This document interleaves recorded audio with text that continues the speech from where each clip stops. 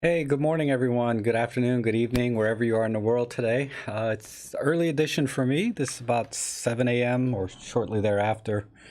And I set up this stream, as many of you know, for people that are in the opposite time zone of me, meaning, plus 12, plus 13, GMT time. But I'm always glad to see everyone here is with me, whatever time it is. It's always such a treat to come in and talk to everyone and catch up on what's going on. And also, I try to answer, any questions you might have about photography, Olympus cameras, photo editing, whatever help you need. I'll do the best I can.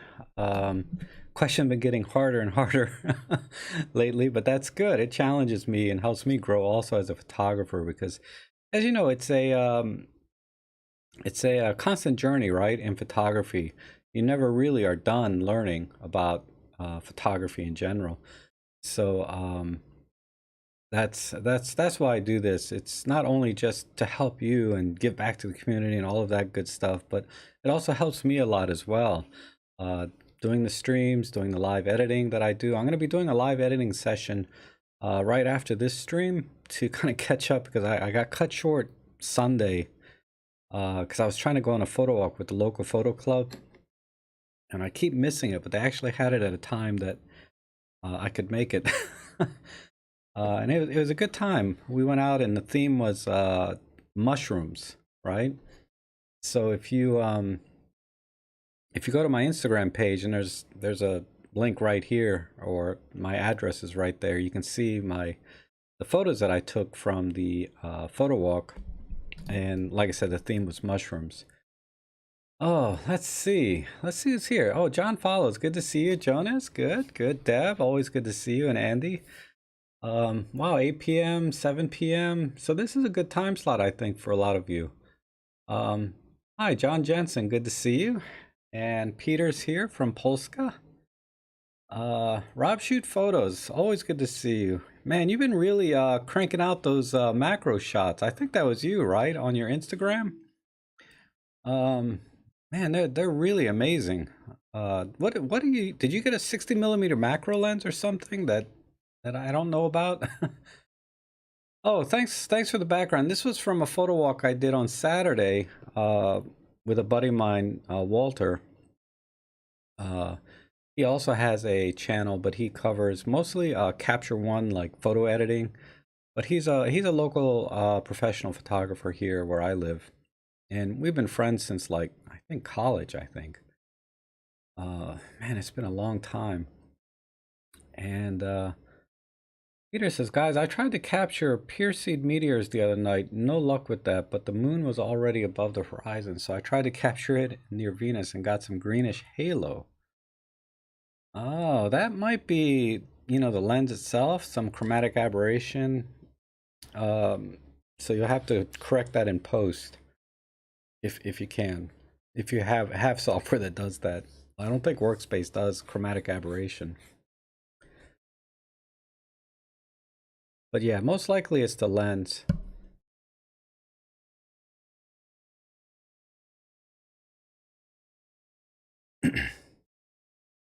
So Rob, you did get the 60 millimeter and you rarely take it off.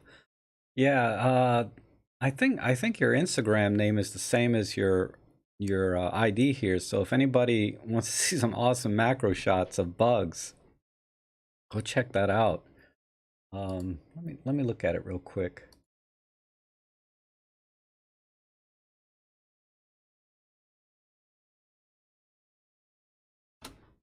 Rob Shoot Photos. I mean, we have the same first name, but yeah, this is it here. I don't know if I got my screen set up. Kind of, yeah. Yeah, there's some bees here, and these are all 60 millimeter macro, but wow, this lens is pretty amazing. You're tempting me to get one for myself, actually. But there's his ID, so definitely check it out. Uh, Really, really good shots here. Because let me see, because before this, what were you doing? Some landscape stuff, right?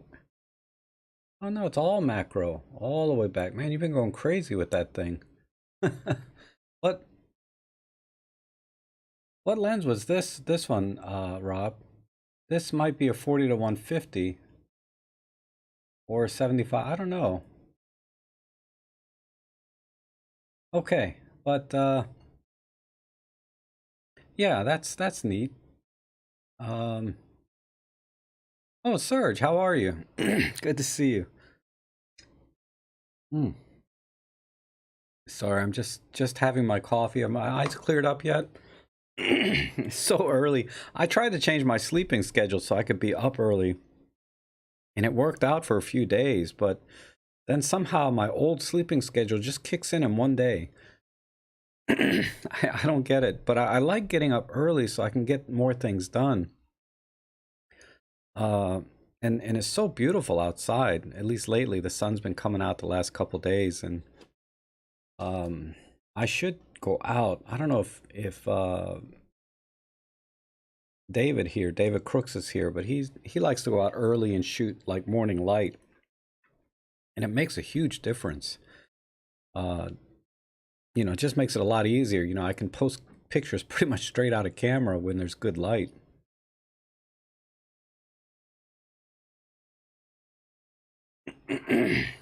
Canada and Arizona. Okay. Are you here in the US, Rob? Or are you overseas? I don't even know where you are. Peter Cardo, good to see you. Um greetings. What's that? Tetsuo, Tetsao. Tetsao Namba from Tokyo. Okay. Man, I didn't think I'd be catching anyone from Tokyo at this hour. But I guess it's close, right? The time zone. Like I said, everything is opposite of me right now.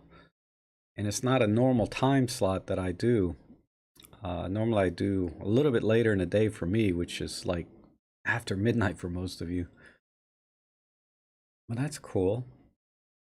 Um, what else has been going on? I just finished another video that I'm gonna publish. I'm thinking today I might have to redo the whole thing, but it's about aperture, ISO, and shutter speed, and just basically the numbers involved, right? Um, I didn't really get too much into how to work with those three different settings and exposure. It's really part of a series, and I might just post it up and see what the feedback is.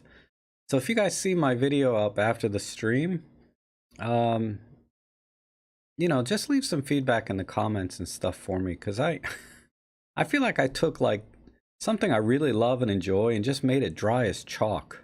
I mean, it was just, I don't know. But I'm trying to avoid like adding music and B-roll and all of these things that have some entertainment value, I suppose, and just stick to content and stuff that you need to know, right? Or might want to know about. Not that you need to know. And that's the problem with this video that I made, is I feel like there's just, I don't know, I feel like there's not need to know information. It's one of those things where, like, if you are curious or a little bit confused about some things, it'll help you. But it doesn't really help you with your photography so much. It's just kind of laying a foundation. So I don't know. I'll put it up later. Maybe right after the stream, I'll upload it and see. Because oh my God, I spent about 30 hours making it. And let me take off my hat. Oh. And it just, and then I watched it after I put it all together. I said, "Oh my God, I'm gonna just, so don't watch this before you go to bed, because you'll probably fall asleep before it's over." So I don't know. We'll see. We'll see. I'm really hyping up that video, right? Like, you guys are dying to watch it now, aren't you? But I'm, like I said, there's always one person, or there's a few people that a video I make will connect with, and they really appreciate. Then a lot of people, they'll just, watch it first 30 seconds or a minute and ignore it and just drop it and move on, which is fine. Uh, None of my videos really get a ton of views when they come out. It's like, a few hundred views here and there. And then over time, it might get up to 1,000, 2,000. But the people that watch it and that connect with me, really appreciate it, right? So that's enough, I guess. Oh, you're in Ohio. Okay, Rob. Um, oh, Rod Meta's here. How are you? Yeah, you're early on when I started doing streams. Rod would come in for like 2 minutes just to say hi and to say I'm off to bed. So I see now, because if you're just getting home from work, my other streams will be, yeah, much, much later for you. I see that now.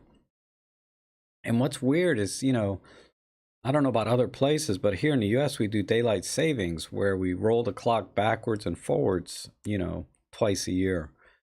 And you just, they got to stop doing that. I mean, just pick one, really. Or just, let's just, I don't know. I don't like daylight savings. I mean, I really like the summer timing. It does give us more light, so hence the term daylight savings. But I would forgive that if we could just go to a constant time every day instead of messing with people twice a year.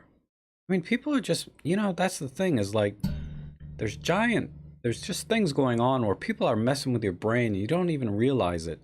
There's these psychological games that companies play on you, companies or people or whoever, are messing with your brain so that it confuses you, right? Let me give you a really good example, if I can find one. I can do it on my phone. And I looked this up to figure out why this was the case, right? And this is true for any phone, whether it's like the old style that you used to pick up and hang up, literally. Where's my... All right, now, this has nothing to do with photography yet, but I guarantee when I really look at the photography the same way, I'll find the same issues. People messing with your brain. So look at the numbers on the keypad. So like if I'm going to dial out somebody, right? I'm going to dial using this number pad if I don't have them in my address book, right? So I call them up, whatever. Now,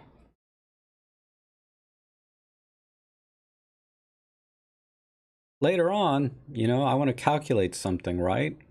So I need the calculator, and I pull out the calculator. Now look at the calculator. Did anybody notice a difference between the two? Between the calculator and the phone pad? Let me go back to the phone pad just in case you didn't see it. So if you saw it, call it out. Not right away. Let some people think about it, because not everybody catches it right away, because I didn't. Where's my phone? So here's the phone, right?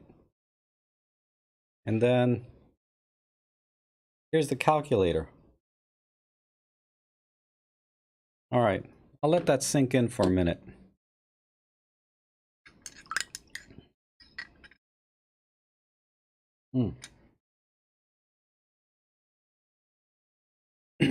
But anybody get it? Yeah, the numbers, right? Marcia got it. Deb called it. Excuse me. The numbers are opposite. 1, 2, 3 is on the bottom, and then on the keypad, when I want to talk to somebody, 1, 2, 3 is on the top. Now, when I'm working, a lot of times, I'm a touch typer, right? And I have usually, not here right now, but usually I have a small calculator by my side in addition to when I'm typing or calling people, right? I have my desk phone, and all day long I'm either typing and entering things on my calculator, or I'm trying to call somebody, right? When I'm in the office, when I had a job before. And I kept making mistakes. I would dial 9 instead of 3 and 1 instead of 8 or whatever. I kept messing up. And that's when I realized, I said, this is why. This is why. You know, people are messing with you. You don't even know it, right? All the time. And I looked it up, and I found out why they did that. And it's actually because the calculator was first. The calculator was first, right? The little adding machines. They would have the 1, 2, 3 at the bottom. And then when they made the touch-tone phones, the very first touch-tone phones back in the 70s, I think, when they were testing them, they had the numbers in the same order as the calculator, where 1, 2, 3 was on the bottom. But what they found was that because people were so good at using a calculator, when they were using the phone, they were typing too fast, the numbers, and the computers weren't able to identify the tones, and the calls would get misdirected or not completed. So they designed the numbers the other way around to slow people's fingers down from putting the tones in, right, into the touch tone keypad. So they intentionally reversed the numbers to slow people down and mess with them. Is what I found out.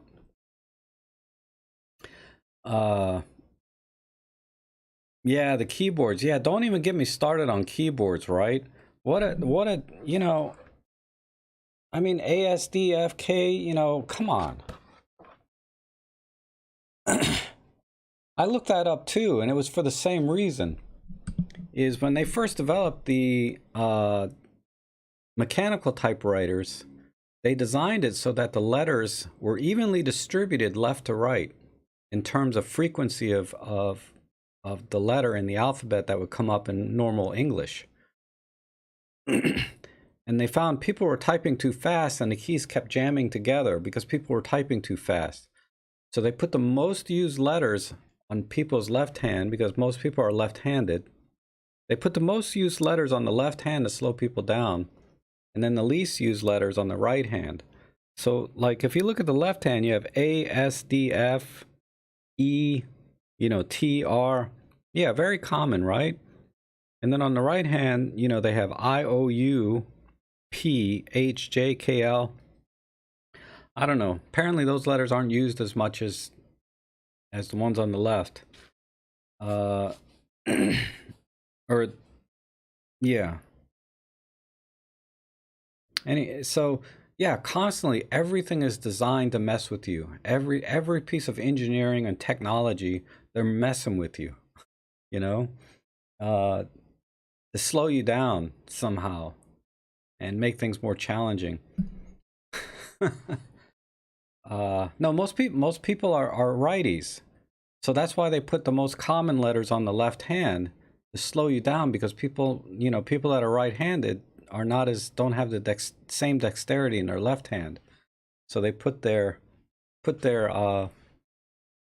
the common letters on the left side of the keyboard. Even cameras, I was just thinking yesterday with the EM1 Mark III and the Canon I was using. But when you look at the EM1 Mark III, right, the most significant change really, yeah, I do have a rant. They put the menu button up here when it used to be over here, right? But they put this joystick, which I never use, here instead of the menu button. So now, what you're supposed to do is you hold the camera with your left hand, and then your right hand is used just to maneuver all the controls. So everything is a one-handed operation.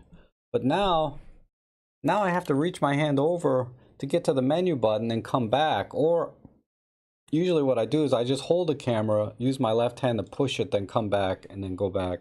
I hate it being over here. That's, I don't mind the live view switch being here right next to the EVF, the EVF switch. But this menu button, I don't like it over here. Because, you know, man, like on my EM1s and my EM5s, like every other Olympus camera, I'm like a freaking surgeon with my thumb over here, clicking through the focus points, clicking through the menu, going up and down. But then when I get to the EM1 Mark III, everything slows down, you know, and I have to stop, press it with my left hand, then come back and do, and then, yeah, you press this with your left hand, but then you have to go back and hold the camera so you can start to change things in the menu. And you know, the touchscreen is useless for the menu, basically.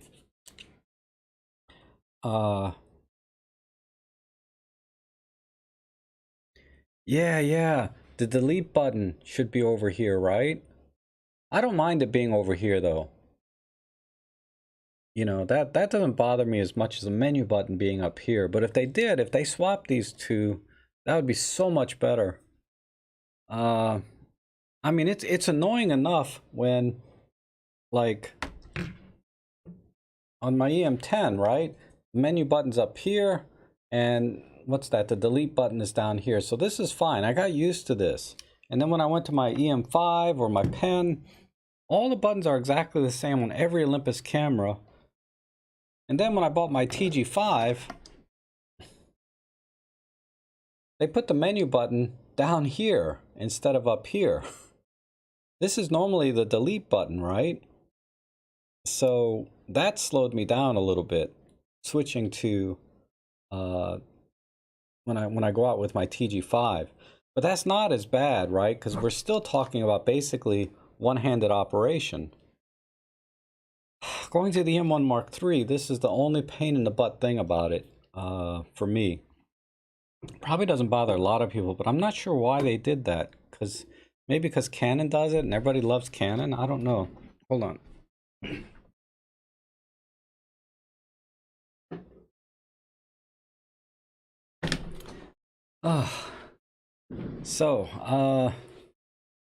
Hey, John Softly's here. How are you?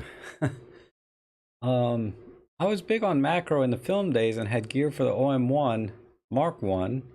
Used the same lens rail extension tubes. Oh yeah, that's awesome. You know, I'm curious though, you know, because you see those like accordion things, right? It looks like an accordion, but it's a long extension tube that collapses in and out. And I guess you mount the lens on the other end, obviously.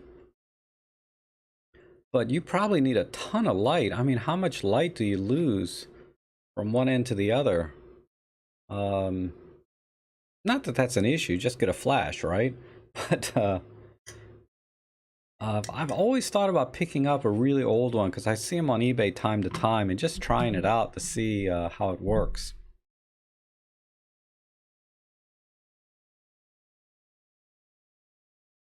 And Jock Photography says, could inbuilt voice assist possibly help with accessibility? It's becoming a major part of smartphones, so maybe a future camera. Yeah, that would be nice. Just say, you know, camera, go to aperture priority mode, right? I mean, because a lot of times we think about what we want to do faster than we can get it to our fingers to change things, right? That connection between your brain and your fingers, at least for me, just don't work.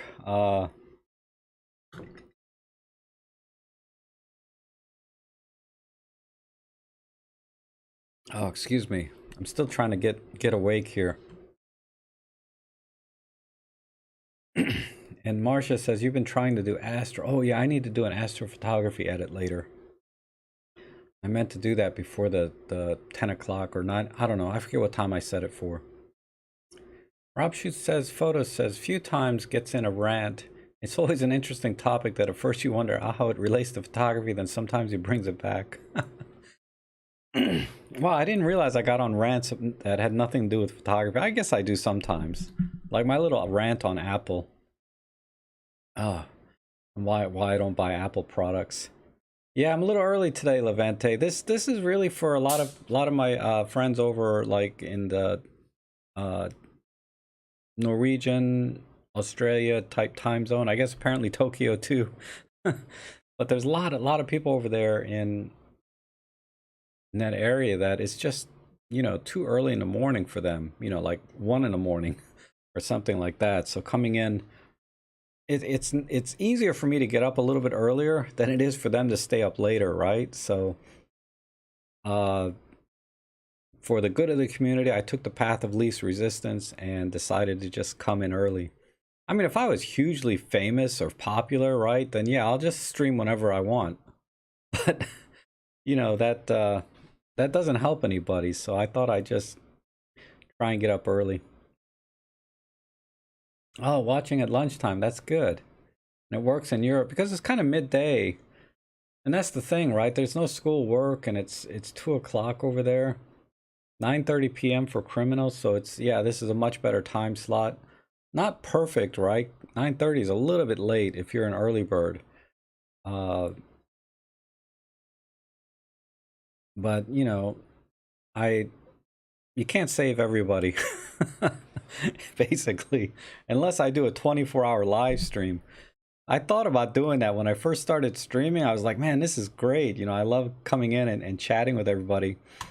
I could do this all day. And then, wow, yeah, after about 3-4 hours, because I do this plus the live editing, I'm exhausted. It's not as bad as it was when I started. I can usually finish 3-4 hours and then I'm actually okay. Just eat a little lunch and then I'm good. But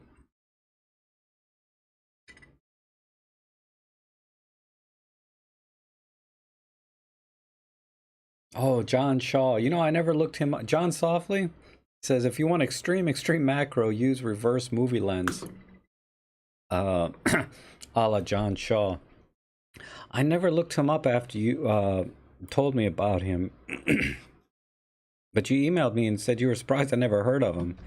And I never heard. Has anybody else heard of John Shaw? I'm just curious. Just a quick poll. Who knows who John Shaw is? I'm going to pull him up real quick. Let's see. John Shaw. American photographer. Okay. Oh, he looks familiar. But he has that face, right? Oh, you guys can't see that. Hold on. So, he has a website.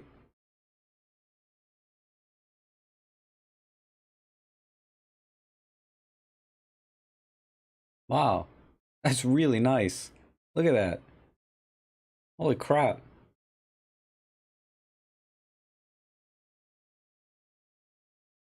That guy's really amazing. Okay, I could take a picture like that.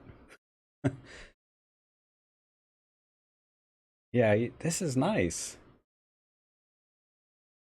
Look at that. Holy crap. Well, anyway, yeah, check out John Shaw. Let's see his bio. Okay, read that later. Let me see what gear he's using. Oh, he's using Nikon in this picture. Yeah, D5, D500. He's a Nikon guy. Look at this leaf photo. I love this. Wow. Really, really amazing stuff, huh? Okay.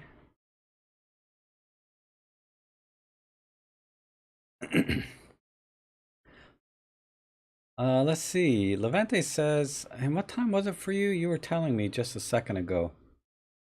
Uh, 2 p.m. there. So yeah, the live streams. You're on summer break, huh, Levante? Okay. So the photo editing session today is really I'm just catching up from Sunday because I didn't get through them all. And then Rob Shoots Photos, I think, suggested I limit how many I edit in one session, right? Because it seems like, yeah, they go on for a couple hours, usually. I need to edit faster.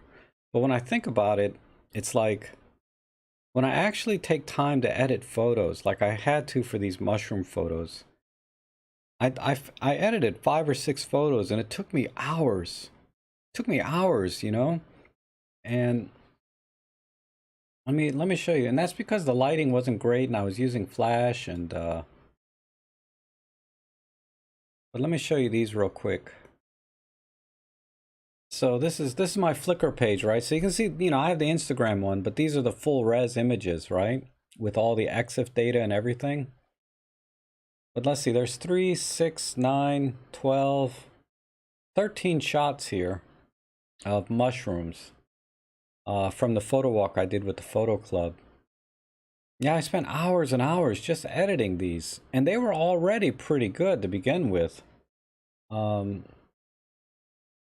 let me pull up my Lightroom and show you the before and after on some of these. Now you see these shots here, whoops, before that comes up. You see these shots of the sunflowers, these were all straight out, come on. These were all straight out of camera shots. I didn't have to do any editing. All I did was crop it square sometimes. But it didn't need any editing. This one I really like, this little bumblebee.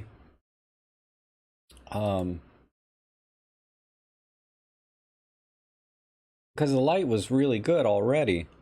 But then these mushroom photos, yeah, hours and hours of editing. And yeah, they have a little more pop and punch to them because that's kind of my style, right? I like a lot of contrast and a lot of blacks in the photos. Let me see. Another update. Let's see. These are the photos. Where's, like, here's one I edited, right?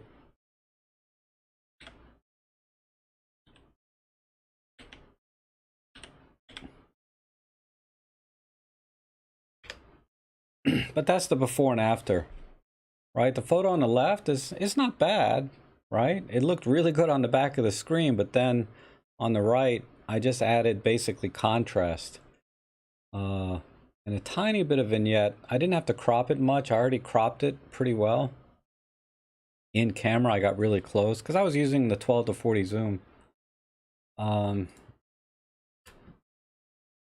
anyhow.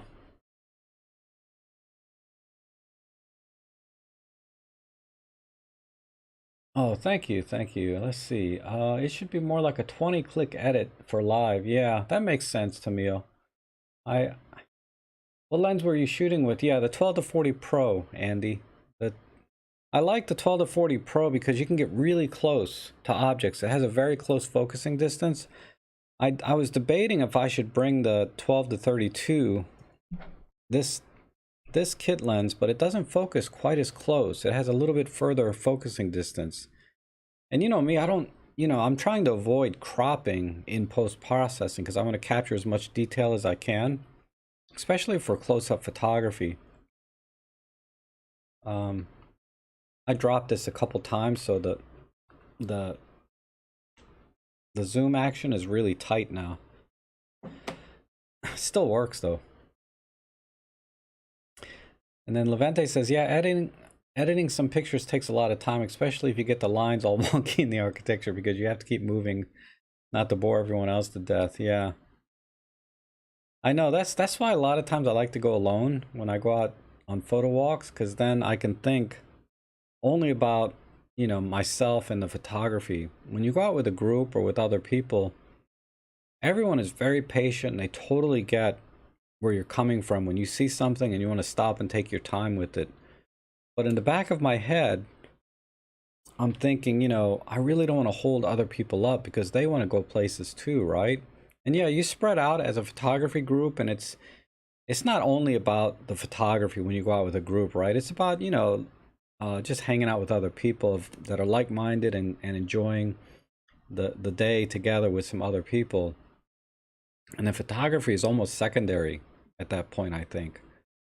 But I feel like I still do my best work when I go out by myself and I can really focus and take my time and look at a scene and not have to worry about, you know, my boring somebody to tears by staring at this one tree for like 20 minutes, right? Oh,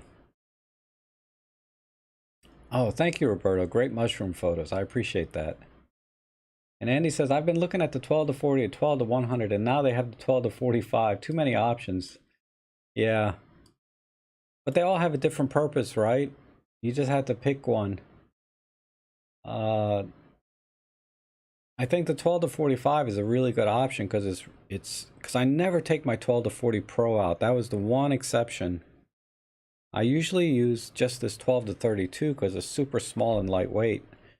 I mean, 99% of the time, this is my go-to lens. It's a Panasonic 12 to 32.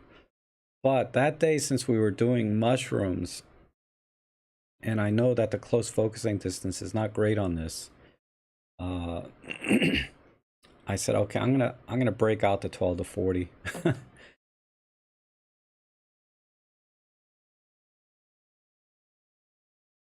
And I bet they were hollow. I'm not sure what you're trying to say, Roberto. And Levente says, yeah, the close-up focus on MFT doesn't really work out that good with most lenses. On my Nikon, I could focus 35mm lens really close.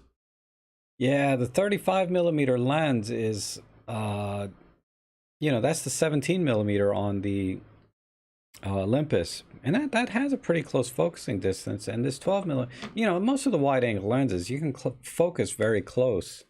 You know, like right now I have the 12mm f2. Let me see how close I can get. Right about there. So that's only that far away from the lens on a 12mm.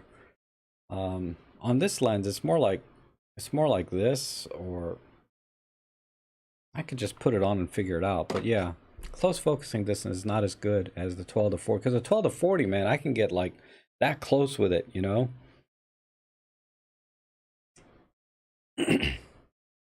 Oh, hey Stuart. Yeah, surprised to see me live at this hour. Yeah, I set up this stream. I think Tuesdays are working out pretty well for me. But I just set up Tuesday morning stream for me so that it's a little bit easier for some of you. Because a lot of times it's like 2 in the morning, you know, for a lot of you, during my other couple of streams that I do. So I thought I'd just, I don't know, just get up and go online and see what I can do. And like I said, I enjoy it. You know, I like hanging out with everybody and seeing what's going on. But again, if anybody has any questions, you know, I'll do my best to answer them. I got the thing set up. It's not set up. I was recording that video. But anyhow, I guess I can do it while I'm talking to you guys. Guys, we're doing mushrooms. I understand. Yeah. Really, why? Because we had a ton of rain last week, so the mushrooms just came out like crazy. Supposedly there was like 40 different types of mushrooms, and it was set up, you know, it was set up by David Crooks, who runs a local photography club here, and he was really kind to invite me to come out and join the club, which I was, you know, I'm very glad I did, because it gets my butt out of the house and go shooting, right? So I've been on more photo walks in the past 2 weeks than I've been on all year. So that's why my Instagram, I have a lot more photos now, because if you look at my Instagram, there's like huge gaps. There might be like one photo every month, if that, this year. And then these past 2 weeks, I've posted like, you know, a dozen. Oh man, I hope we get the 8 to 25 f4 cost of. You know, that's definitely a lens I want.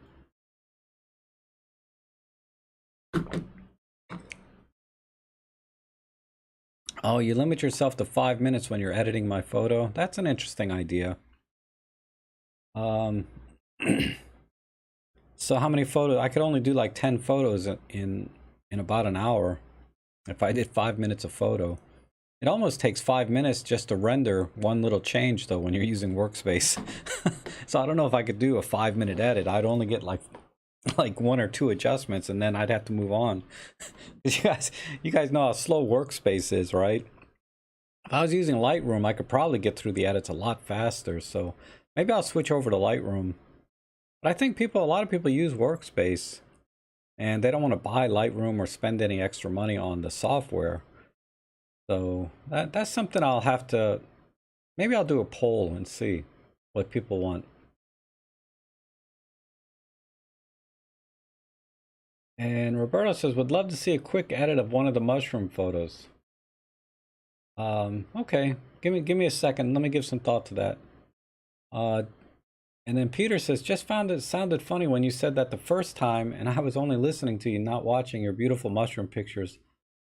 All that is to it. Oh, okay, okay. Levente says, I also do quick edits of your photos, but I use Lightroom. Yeah. Yeah, most of the editing, I see people using other stuff than Workspace. You know, and it's obvious because there's like collages and composite photos coming back, which are awesome. And it doesn't matter what you use, I guess, ultimately when you're editing my photos. But when I'm editing your photos, I try to use Workspace because a lot of beginning photographers, you know, they don't want to invest in Lightroom or you know, they don't want to spend money in areas that are still new to them, right? Like, you know, it's not a small thing to sit there and commit to whatever the monthly pricing is, or to buy $100 piece of software when you're not sure which one is going to be right for you. So you just start with Workspace. And then I think once you get a feel for Workspace and everything it can do, then you can do the 30-day free trials of the other software and see which one clicks with you best. Because all the different softwares have slightly different workflows. And, you know, I've just come to learn to use Lightroom for my workflow. But it's a very, very finite thing. I use Lightroom and Photoshop for my professional photography, but I only do a couple of things in it that I need to do, you know, where I blend images and do layers and masking. But there's so many things that software can do that I never bother with.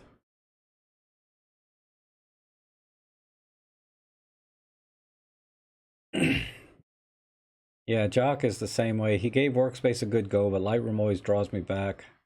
Using it for so many years. Yeah, I know. It's like Lightroom trained me and my brain to work that way. And it's hard to switch to other ones.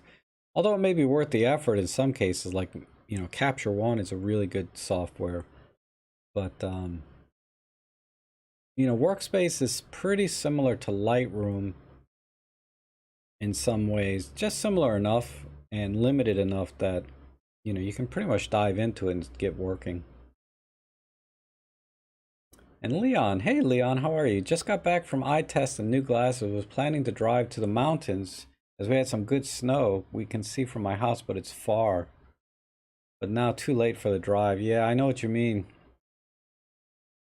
You know, it's like you think about like today's a beautiful day, right? Like if I look at the clock and I say, man, if I can leave right at 9 o'clock, I can be in the mountains by noon.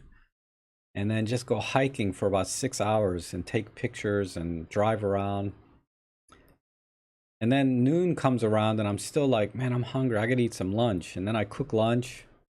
And then it's too late to go, right? It's like, yeah, I can go there for the sunset pictures, but then I'm gonna be too tired to drive back home. Because it gets so late.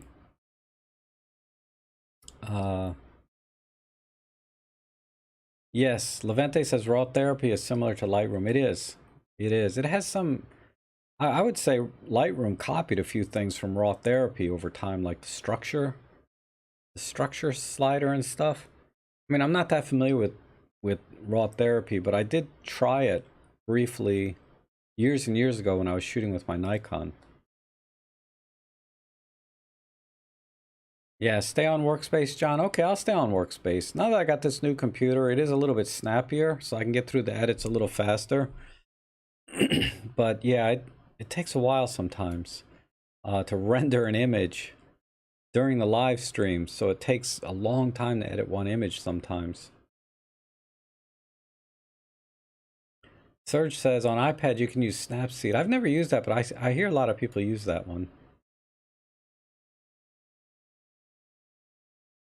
And Rob shoots photos. What I like about your editing is you show what you can do with Workspace. Oh, thanks. Yeah, Workspace is fairly capable. You know, I learned a few things. I've learned a few things from while I was doing the live streams that, you know, as I do the live stream editing, each one you might see something new because I didn't realize I could do that before. Sometimes, you know, the viewers pointed out to me, like I forget who it was, pointed out, it was Bob Tishmarsh, you know, pointed out, you know, there's a gray point specification for the white balance. I never saw that before. And it's right there, it's front and center, you know, gray point. So that's a small example. And then sometimes I figure things out for myself, like recovering highlights in Workspace is not as easy as it is in Lightroom, because Lightroom has a highlight slider, right? And in Workspace, they have the highlight shadow curve thing underneath, which is not very granular, and it pulls too much and it doesn't do a good job. So what I found was if you actually lower the exposure by about a stop, you know, when you're trying to save the highlights, just lower the exposure first of the entire image and then pull up the shadows, you know, and then you'll be able to save the highlights a little better than trying to do it with the highlight shadow thing. Oh, okay, Deb, we'll see you. Thanks for dropping in. And I did get your email about the edit. Hopefully the picture you sent, it had like the letter 1A on it. That's the one you wanted me to use in the live stream. Because you edit one of my pictures. I think that's the one. And Commodore says, got tired of the monthly expense of Lightroom and swapped to On1. Needs to mature some, but I changed my workflow for the better. Yes. Like I said, sometimes it's worth it, right, to switch. Even if Lightroom is better, and I'm not saying it is, paying that monthly fee, man, that's you know, for an enthusiast photographer, that's a pain.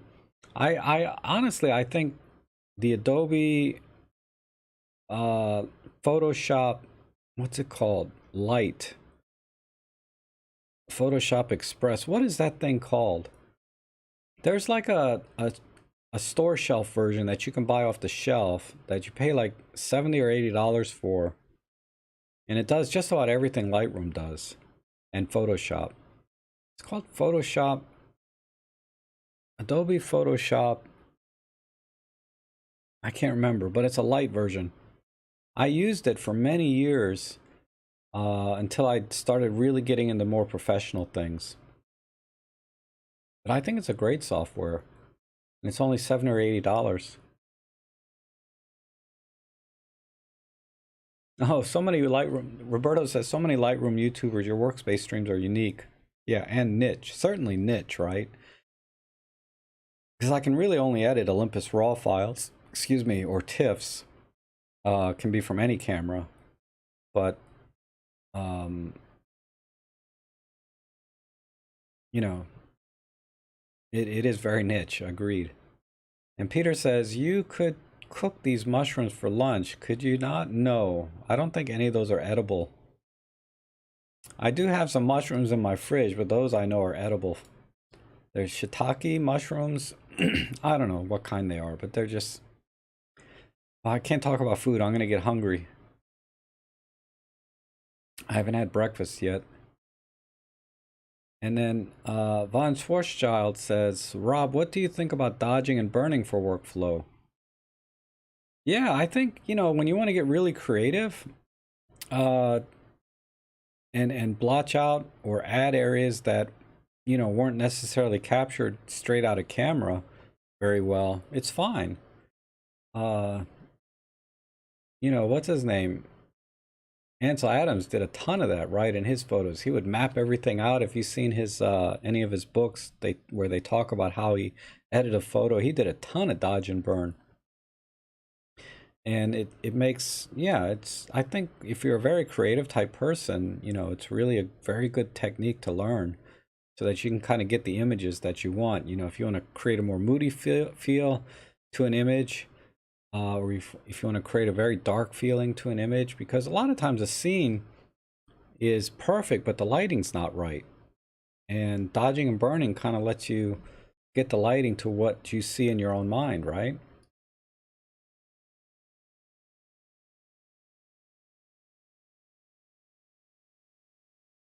Stream in another software. The 200 character limit is annoying. Yeah. Okay, and Deb's confirming which one I should keep. That's good. And well, you can also be a pirate. Yeah. I'll party like a pirate, but not be a pirate. Photoshop Express is good for filters. Oh, Photoshop Elements. Thank you. Thank you. It's Photoshop Elements. I think it's a terrific software. I mean, I've only pulled it up once this year because I still have Photoshop Elements 11. I think it's 9 or 11. It's a really old version from 2012 on my other laptop. And really not a lot has changed in 8 years for the stuff that I do, right? I mean, they've added some features, you know, like HDR, and but the pano is still there. But now they got like face detect, and they got all kinds of crazy things, right? And more compatibility with cameras. That's how they get you with software in Adobe, is they stop updating the software to be compatible with newer cameras, forcing you to buy a new software.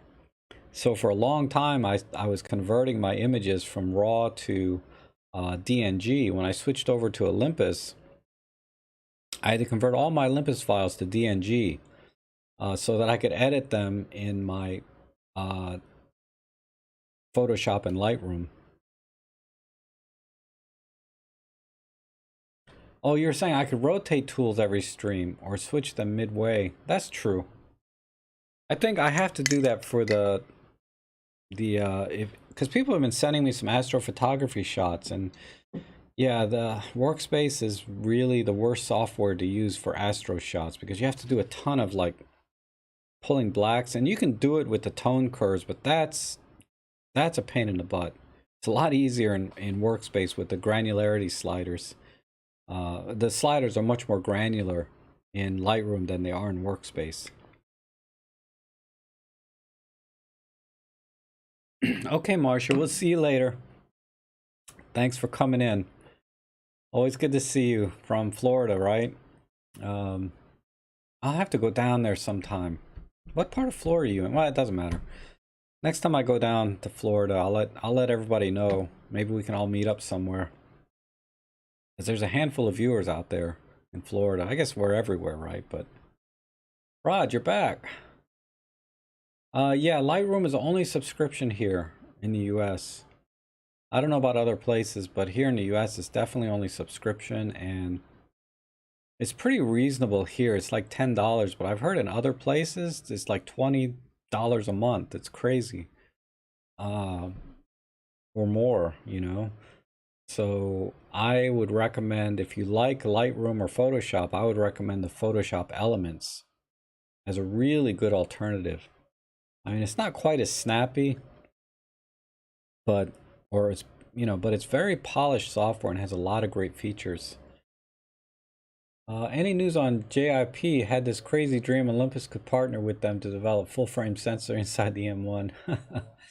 No, I haven't heard anything new. Supposedly they're going to wrap up the deal next month. But we'll see. I don't know. You know, I'm really happy with the cameras I have now, and I really like the idea that I have an all Olympus original camera, right? Made by Olympus for Olympus users, and you know, everything was done in-house basically. Except for the sensor, right? Well, probably a lot of things were outsourced, but it was assembled by Olympus. And designed by Olympus, right? So even if like JIP comes out with a new OMD camera or pen camera, it's not going to have that same sort of nostalgic feel to it, right? It may be technically, quality-wise, maybe better in every way than Olympus ever did. But you know, there's just something about having the original, right? At least for me. Some people don't care about that stuff, but for me, it just has a little more meaning or value when it's actually an all Olympus original product versus, you know, now it's been broken off, and even though it's the same people supposedly designing it and manufacturing it, just losing that brand name or recognition just takes a little bit off for me, you know, because now it becomes just another product out there like Canon, Nikon, Panasonic. You know, those products, you know, they don't have the same value as I think Olympus has always had for me. And no, I don't know anything about the firmware coming out. Commodore. Andreas, how are you? Can't wait for the 8 to 25. Yeah, me neither. I really hope it comes out soon because I'm dying here. I'm not dying. I'm getting fine with my 8mm fisheye because what I do is I use that in my real estate work. But I'm always cropping in down to like 9, 10, 11 millimeters anyway in my photos.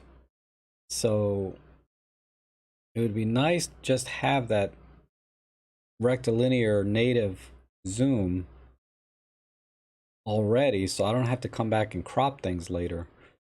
Uh, we'll have to see. I might buy it and regret it because I'll be like, man, I can't crop this anymore. I should have recomposed it a little differently.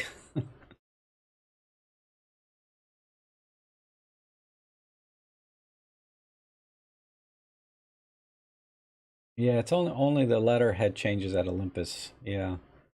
Hopefully that's all it is, right? They just changed the name of the camera brand from Olympus to say Mitani, you know, or whatever. You know, give it some tie back to the original designer of the Olympus cameras in some way if possible. And because just calling it an OMD may not be enough, right?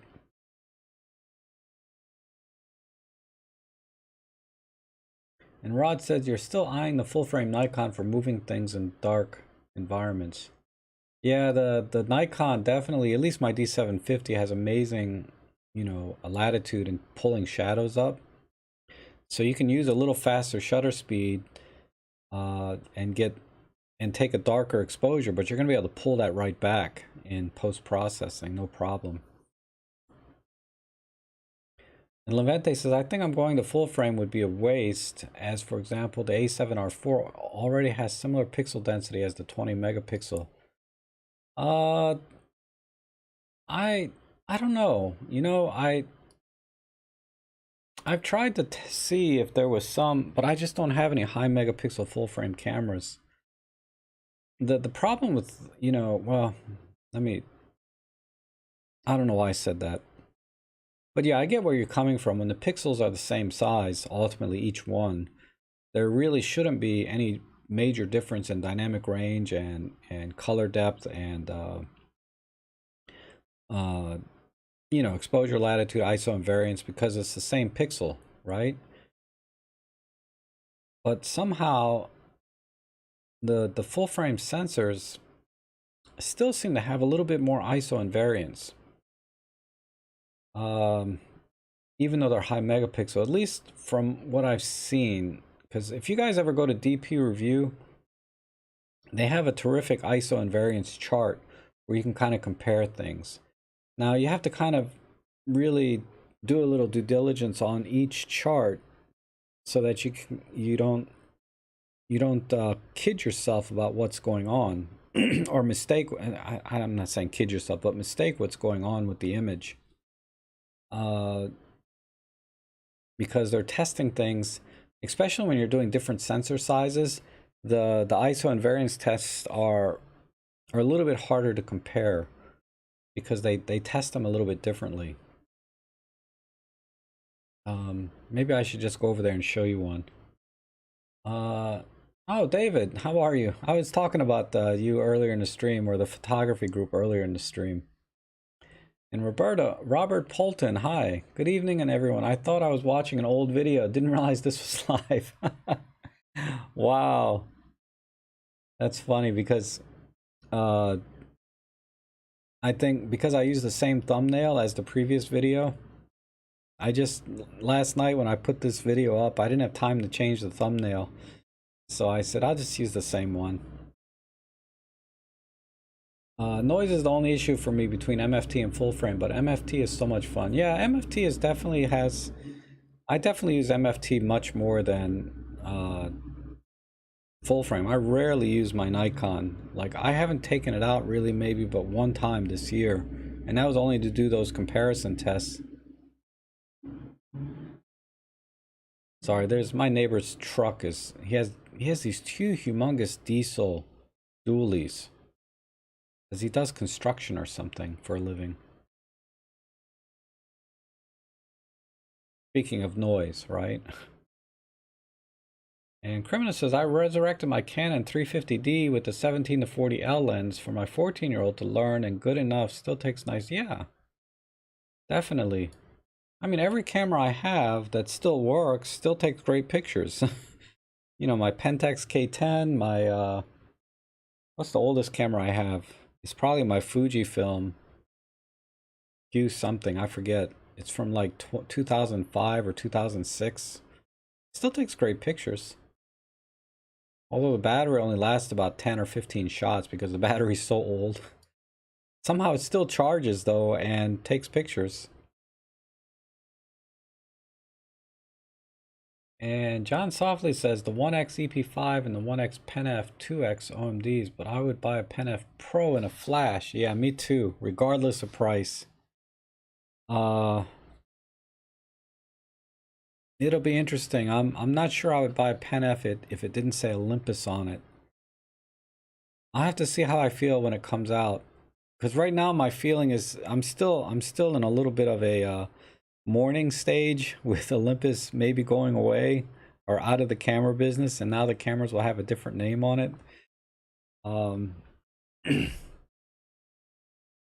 So we'll see. I mean, like I said, they may be fantastic cameras after the fact that there may not be an Olympus name on it, but it's not the same.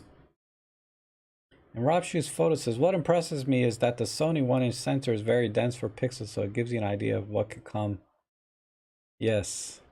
They could definitely make a 40-50 megapixel micro four thirds, but it'd have to pull every trick out of the bag, right? It'd have to be backside illuminated. They probably have to do stacking as well.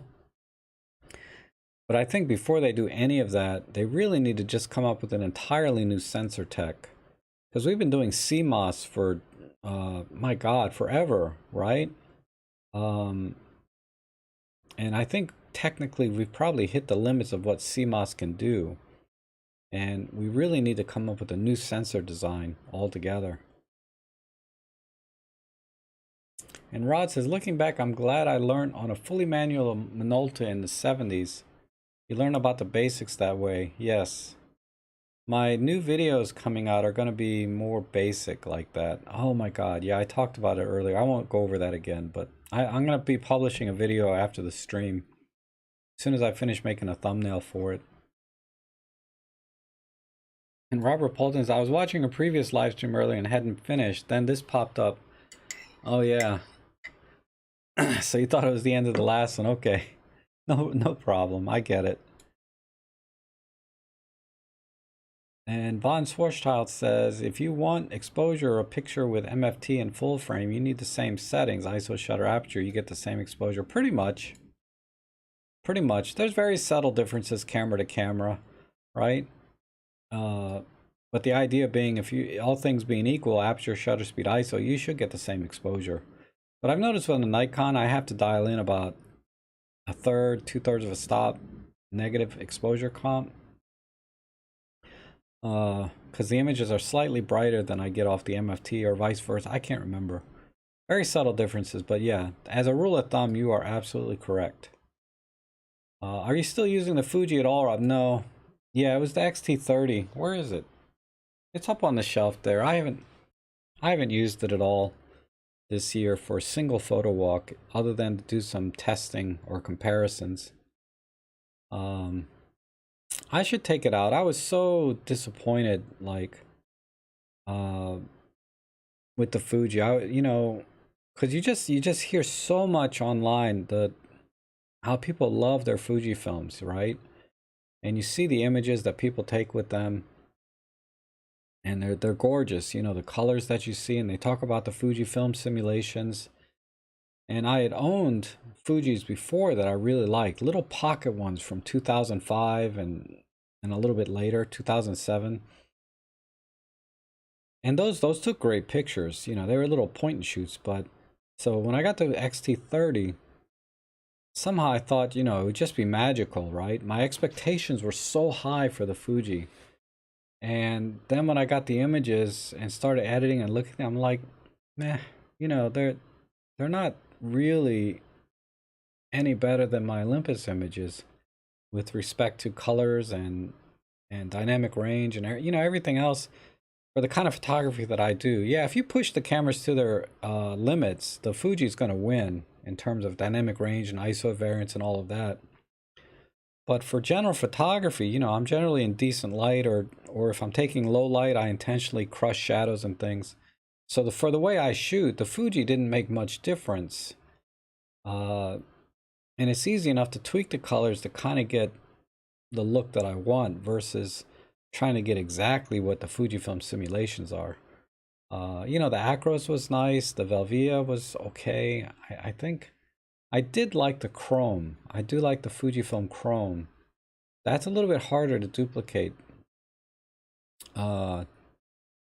Because the way Fujifilm works, the film simulations, it's not linear in terms of color across different types of lighting and white balances. I noticed that when the lighting changes, you can't dial in like the same color corrections to try to match the Fujifilm chrome. So they're doing something more than just messing with the color saturation and hue. They're doing something with the tone curve of each color and how it reacts in different lighting.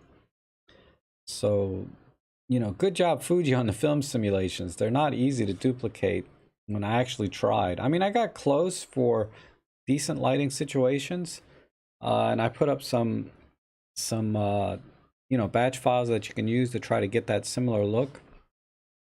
But it doesn't work in every situation.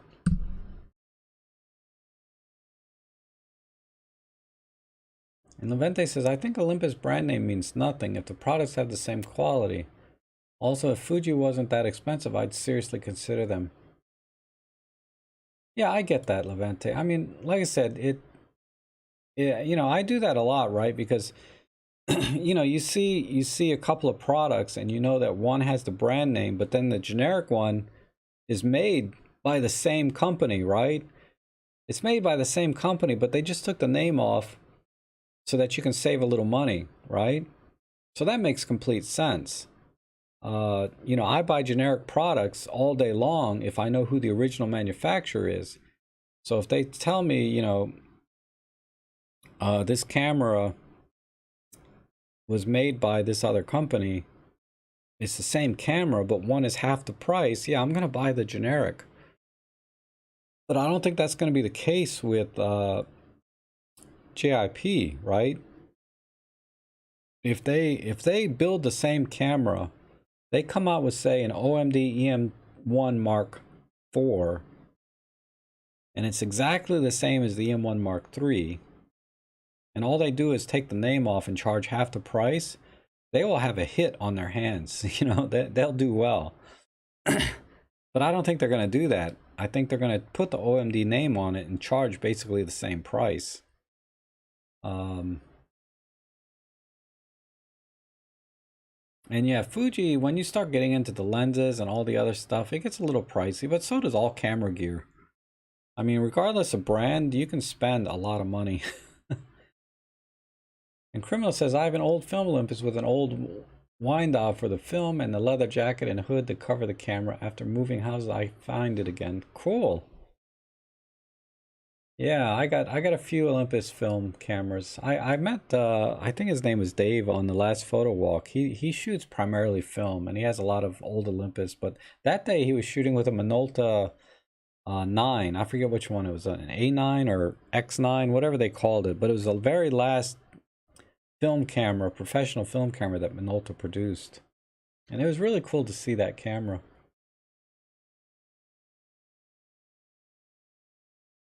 So you want to join a photo club but scared of COVID. Yeah, I get that. I check my temperature every day, sometimes twice a day, just to get a feel for what my norm is at different times of the day. Like after I eat, my temperature goes up a little bit. Because that worried me at first, but then I realized it's only when after I eat that my temperature goes up a little bit, then it comes right back down. So now I have a pretty good feel of what's normal. So if I see anything irregular, you know, then I can definitely go and get checked out. But anyhow, the camera club I belong to is virtual Zoom meetings now. Oh, that's right. David does Zoom meetings now. I thought you were the photo club though. You started it. Is that different than the meetup? Because David, you have like the meetup thing that I get emails from. Is there something else? Because whenever I think about photography clubs or the Zoom meetings, I always just think of your name, David Crooks. But I didn't realize that maybe they're separate things altogether. I don't know. Roberto Di Donato, good to see you. Roberto Di Donato, sorry. I'm a little bit confused that digital medium format sensors are so small in comparison with the original medium format analog film. It seems there is a technical limitation. It's probably a price limitation too, right? I mean, like I think the Mamiyas, is it Mamiya or the Hasselblads? They have a digital back that's pretty large. It's pretty much the same size as regular six by four, or was it 645 film was. But that's like $40,000 camera. I mean, I'm just rolling numbers off the top of my head because it's not on my radar for those kinds of cameras, but yeah. Because it's not cheap to make a sensor. The bigger the sensor is, the more expensive the camera gets, despite the pricing that you're seeing. Because, you know, the larger sensors, you can only make so many on a platter, a silicon platter, and there's going to be a certain defect rate. So your defect rate, percentage-wise, is much higher than it is, say, for Micro Four Thirds. So that drives the cost up of each individual sensor quite a bit. And to me, that's the most expensive part in the sensor because, you know, a plate, you know, those silicon plates cost, you know, like, I don't know, $5,000, maybe $10,000 for really good ones, depending on, you know, what kind of silicon you need, I guess. And you can only cut out maybe, you know, 2 or 3 dozen sensors out of it. And if your defect rate is, anyway, I can't do the math anymore in my head, but it's quite a bit of difference in cost. And Serge says classic chrome and acros are my favorites. Yeah, me too. I really like classic chrome. Acros is a little bit soft actually, but I like the grain pattern. It's very subtle. And then Roberto Di Donato says film simulation to me reminds me of my snapshots from the 90s. Yes. And then Robert Polton says, yeah, the colors are a little different. I noticed in Capture One the tone curves for all the colors have been tweaked. Oh, Capture One shows you the tone curves for the individual colors? That's cool. I mean, Lightroom probably does too, but I never used that. And Rob Shoot Photos says, yeah, you make the statement of the same setting. People act like ISO performance is so horrible in native ISO that it's unusable. No, you can't be at 800. You can only be at 200. Yeah, it's silly.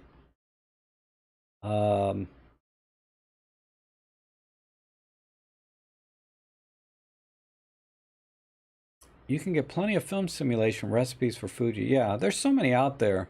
I don't know who does the best job, but I just made my own. You know, I got my little color card out. You know, I have this color card, right? X-Rite. And I took a picture of this, and I took a picture, you know, I took a few pictures of this, and did my best to calibrate the colors to match between raw output of Olympus and the raw output from the Fuji. Or no, I'm sorry, the JPEG output from the Fuji. And then I dialed in the, you know, like I said, it works well in certain lighting conditions, but there's definitely some changes overall. Okay, Commodore, we'll see you later.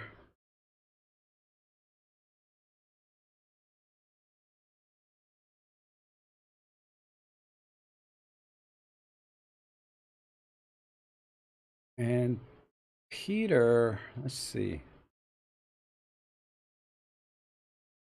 Rod says, my best guess is that the new Olympus strategy will become more consumer orientated and they will ditch the excellent pro gear.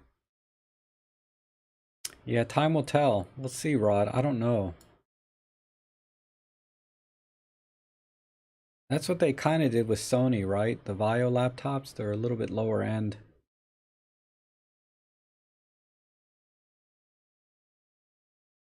Oh, I missed a lot of comments here. And then Levante says, I think I'd really miss the stabilization on Fuji, but for Astro shots, it would yield more detail and less noise. Also, spending 1,200 euros is a lot, so I'm still thinking about other brands. Yeah, I would avoid Canon for Astro shots, generally. At least the RP versions and the older DSLRs. The Nikons are really good. Look at a cheap Nikon like a D3300. An old Nikon D33, 34, 3500. You can pick those up for a couple $100, and then you can buy a lens. I'm not sure what lenses are going for. They're really expensive, the fast lenses though. But you can get the camera body cheap, buy a third-party lens that fits Nikon, and Nikons have really good dynamic range for Astro, I think. Probably the best in my opinion.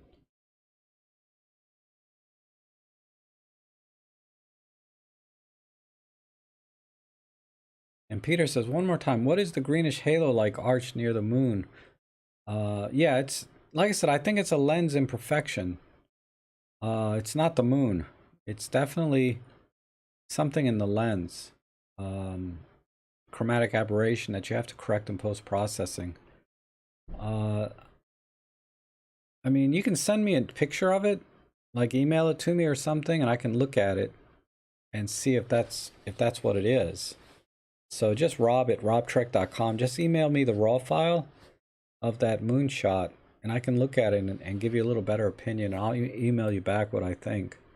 But most likely it's chromatic aberration that has to be corrected in post-processing.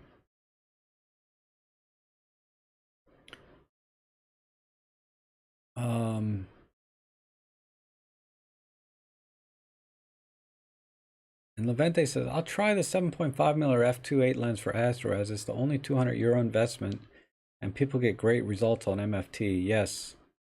And Peter says, or Rod says, my 14-150 came with a hood, so I guess you can get an original lens hood. Yes, probably. I would. Yeah, the 14-150, you really probably should get the original zoom or original lens hood for it because it has the pedals in it, right? Where's my 14-150 at?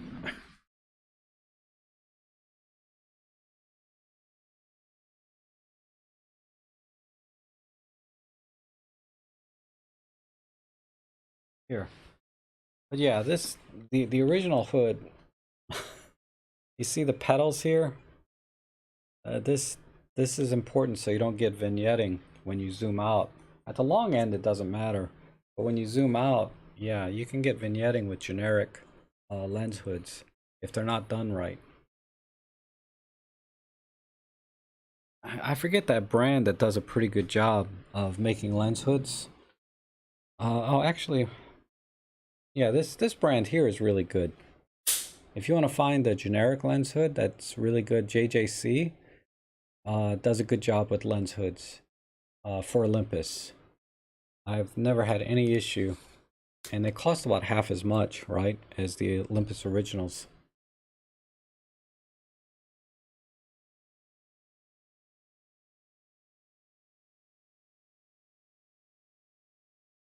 Yeah, aftermarket hoods are expensive.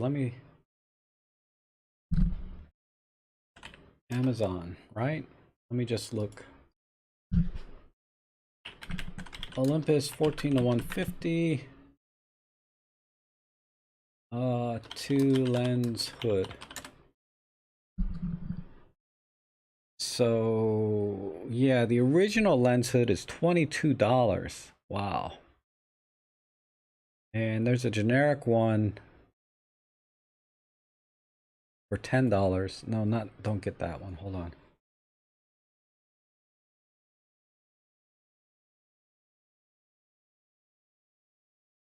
Oh, there's not too many. I mean, nothing's coming up right away.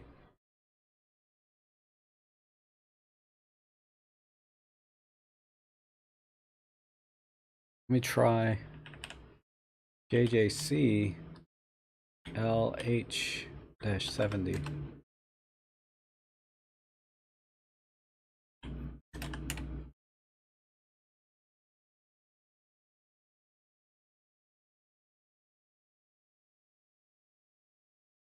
For the 15 to 45, nope.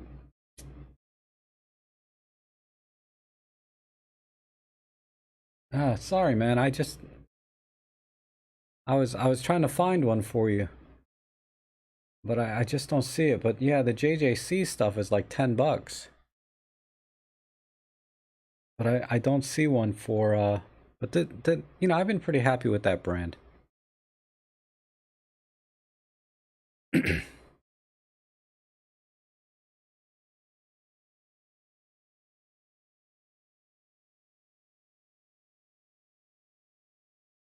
Yeah, and John Jensen says you can get a sky filter that's threaded for things like other filters and hoods. Yes. The only thing is with, like I said, with these super wide lenses, you have to make sure they have the petals in them. Otherwise you'll get vignetting on the wide angle lenses. But for everything else, yeah, I use these really long fixed lens hoods. For like anything over 25 millimeters, you can kind of get away with something like this. And I'm talking 25 millimeters on micro four thirds.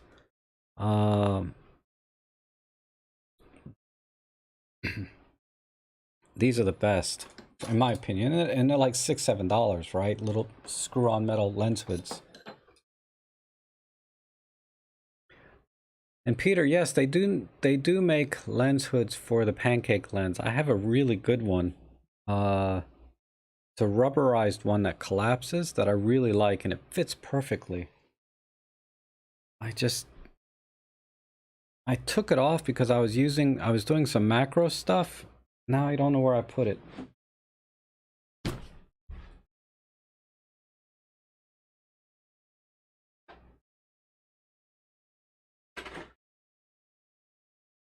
Yeah, this is it here.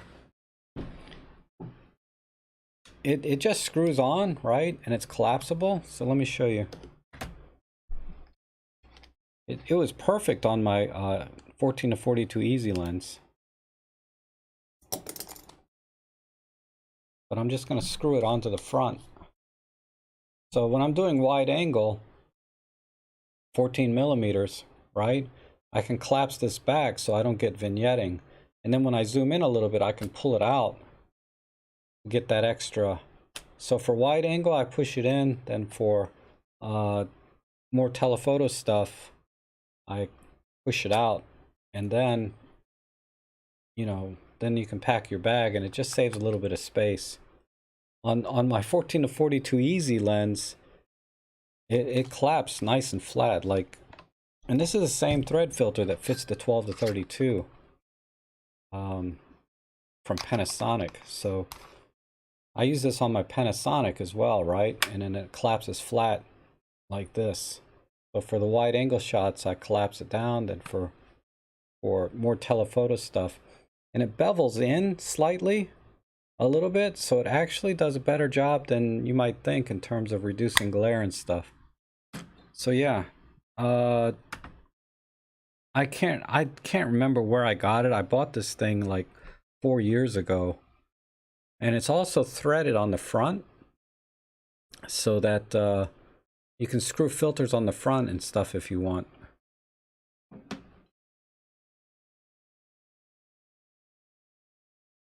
And Peter, yeah, Peter's asking where to find JJC. I just look on Amazon for them.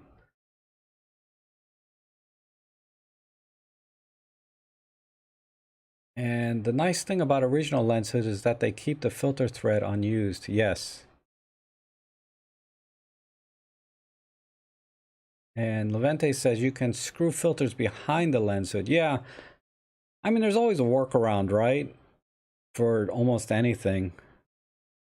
Like this JJC generic lens hood, I forget why they have this little extra thing here, but I think it has something to do with, like, I can pull the top out so there's an opening. I think that's so you can turn, if you have like a polarizer or something, you can rotate the polarizer without taking the lens hood off. Things like that. So there's all kinds of things you can look out for. And okay, Peter, you're welcome.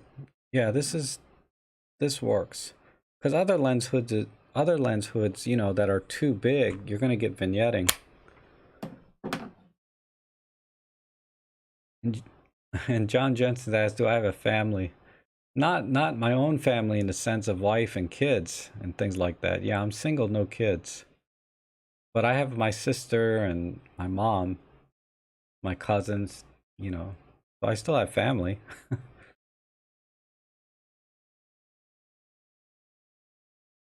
uh Too many issues at wide angles. Yeah, that's the other thing, especially with wide angle. When you start threading things on the front, you start to get vignetting from the filter. Let me check, Peter, actually, on this camera.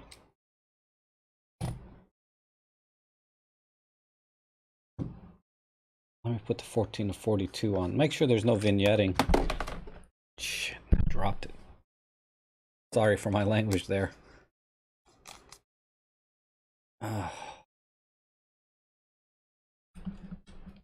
So let's see.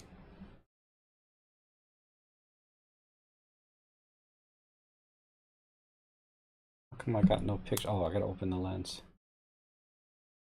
Yeah, it's clean. No vignetting when the hood is collapsed. And then when the hood is out, there's definitely vignetting, so I don't know if you can see this.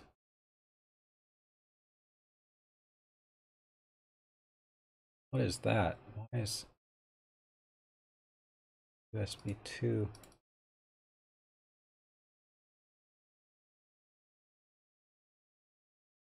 There we go.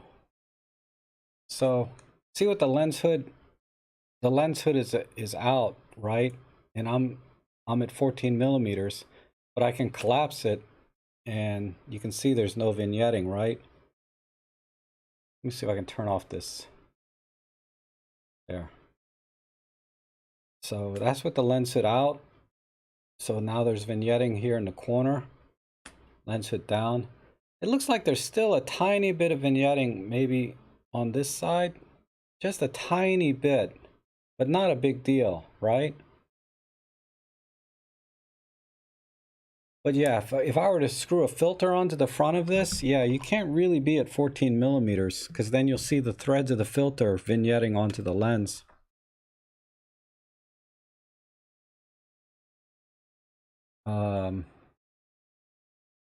What happened to my chat window? Here it is. Okay.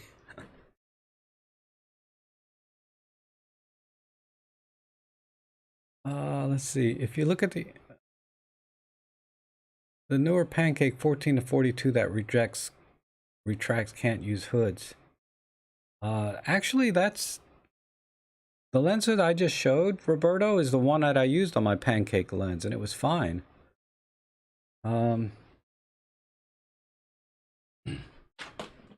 Dang it.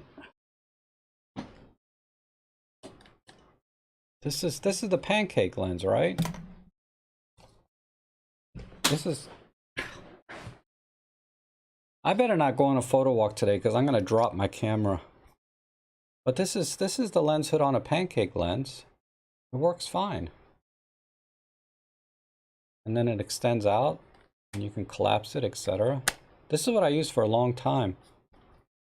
My Pancake lens broke. I don't recommend this lens anymore because too many people are coming to me and saying that it stopped working, because mine stopped working. And I didn't find a lot of stuff online about people saying this stopped working on them. So I considered it probably, you know, a problem, but a rare problem. But now I'm starting to think maybe it's a little more common than is generally known.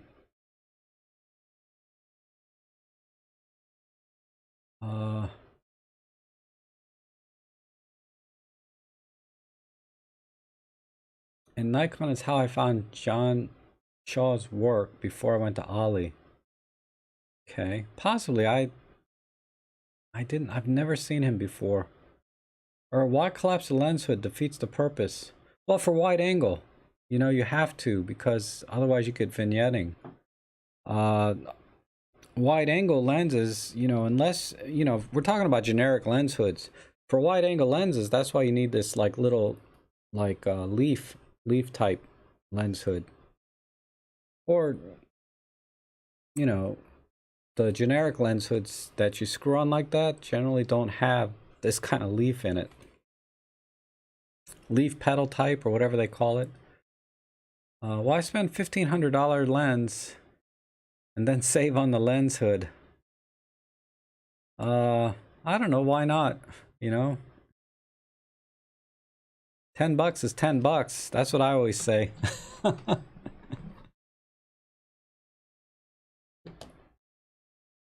The automatic pancake lens that they gave included a later... The automatic pancake lens that they gave included in later kits.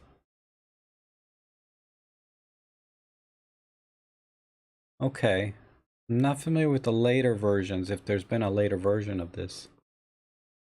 And then Dave says, my favorite feature on the M1 Mark III is the ability to change the camera with the USB-C cable, or charge the camera. Is there any way to download images from the camera? Yeah, you just go into PC mode, or file mode. Yeah. Let me see, this is USB-C, so I need the right cable.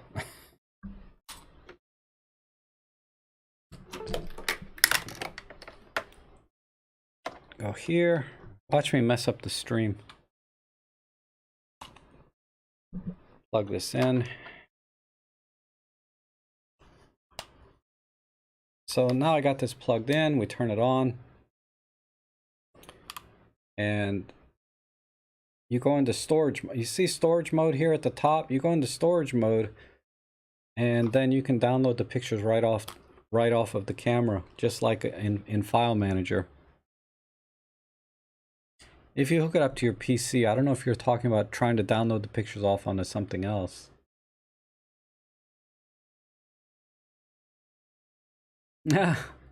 John's saying good Robin Wong's not here with all this talk about lens hoods. I know, right? Oh man, I really like this little pancake lens. I wish it wasn't faulty. It is kind of a plasticky build, but it's the ribbon cable inside that goes bad, I think, is what the problem is. Hopefully they fixed that, right? Because, you know, they have these service updates where in manufacturing where they said, okay, all the lenses from this serial number on have the newer ribbon cable inside. But I doubt anybody has knowledge of that, right? It'd be nice to have the inside scoop, though. If they do things like that. Because remember, in the old days, you used to be able to go by serial number and say, oh, yeah, don't buy these serial numbers because they had this one particular flaw. That if you're out of warranty, you're SOL, versus, you know, if you buy it from this serial number up, you'll be okay.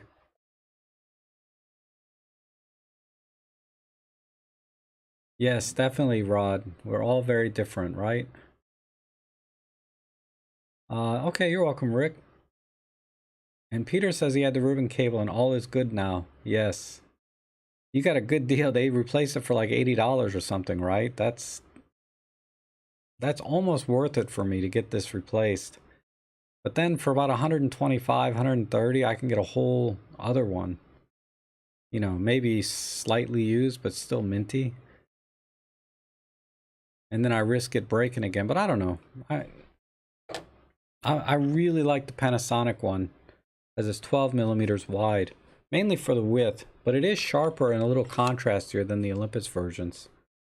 In addition to being smaller and lighter, I don't think it's as well made because I only dropped it once and the frickin' thing is tight now. Whereas my Olympus stuff, God knows how many times I've dropped it. And it took a lot. My God, my EM10 is coming up with a new problem now. This thing is really beat up. But I put the camera into manual mode and it went into aperture mode. So I took it out of manual mode, put it back in aperture mode. I don't know. But the mode dial now is starting to get a little flaky. It doesn't go into the mode that I want.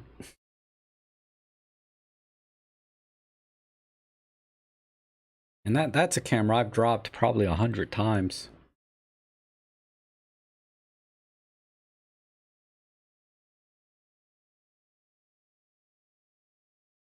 And Levante has some suggestions for lens hoods there, which is good. The Leica M46mm or the 7 Artisans 46mm. And Plato says the angry photographer says you should never delete photos in camera. I believe there are 1 or 2 cameras that do not have a delete button. Yes, he is a big advocate of not deleting in camera, but always deleting after the fact.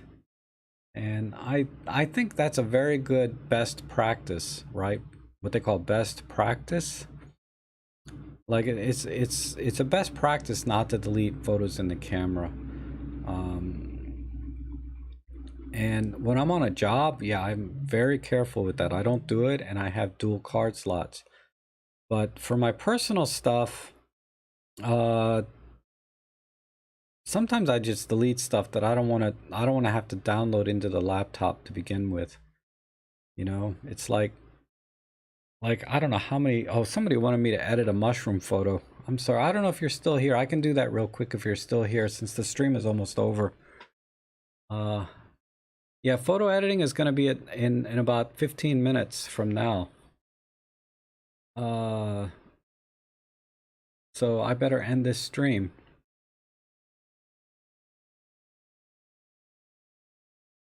I forget who asked me. They wanted me to edit the photo. I'll just do it real quick.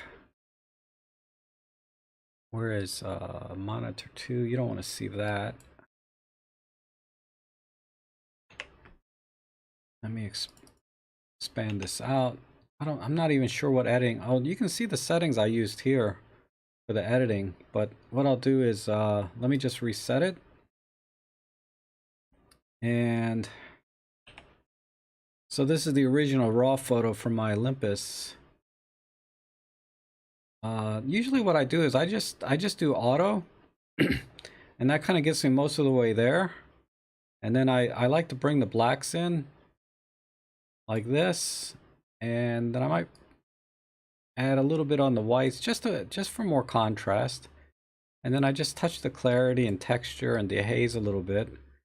And then for the color here, actually what I like to do, I like to turn the vibrance all the way down, then add saturation. That'll give me better contrast in the colors, because vibrance tends to reduce the color contrast by adding color everywhere, versus saturation adds color a little bit differently. So I like to do it that way. And then I usually just go down here and let me zoom in. And what I'll do is I'll add some masking for the sharpening. That way I don't sharpen any of the grain, right? That's a little better. Let me reduce the radius tiny bit, a little bit on the detail. Crank it up this way. Let me check the masking just a little bit more. Tiny bit of noise. I'll reduce the color noise because this is a little bit too high at 25. I just dropped that down to 10. And then I'll add some vignetting. Throw the midpoint out, feather all the way out, and then I'll back off. And then I'll reduce that to taste. And now the image is a little bit too dark, so I'll bring the blacks back in a little bit like this.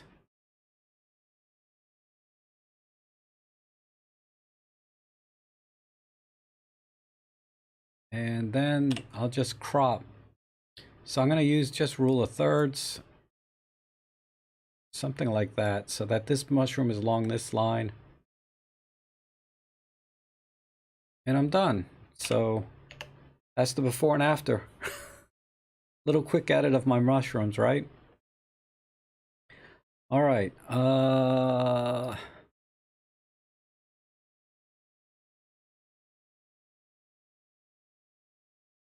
Which camera did you use? I know the lens is a 12 to 40. Oh, the EM5 Mark. I used the EM5 Mark III on that image. Yep. This one right here, I had the 12 to 40, but I used this one, and then I used the flash, also the Godox TT350.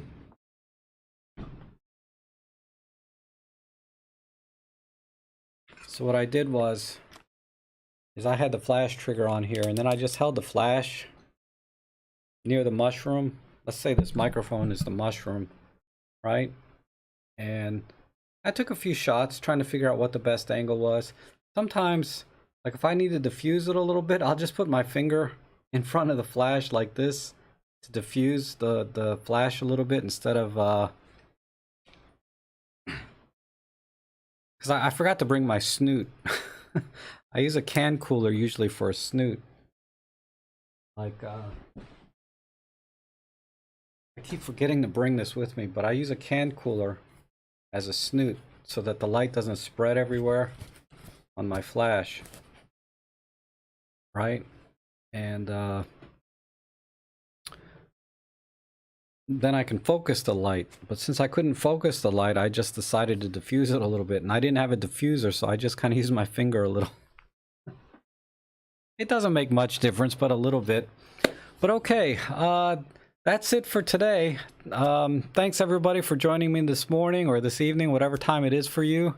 And I really appreciate you guys joining me in the live streams. I always have a good time talking to you guys, and hopefully I was able to give you some good advice time to time. But there's a lot of good advice from the chat section as well, which I really appreciate you guys chiming in when you can.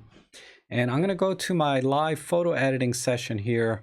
So if you want to join me there, you know, where I do a lot of editing, I'm going to be using Workspace mostly. So that's, you know, for Olympus cameras. So thanks again for joining, and we'll see you guys again next time.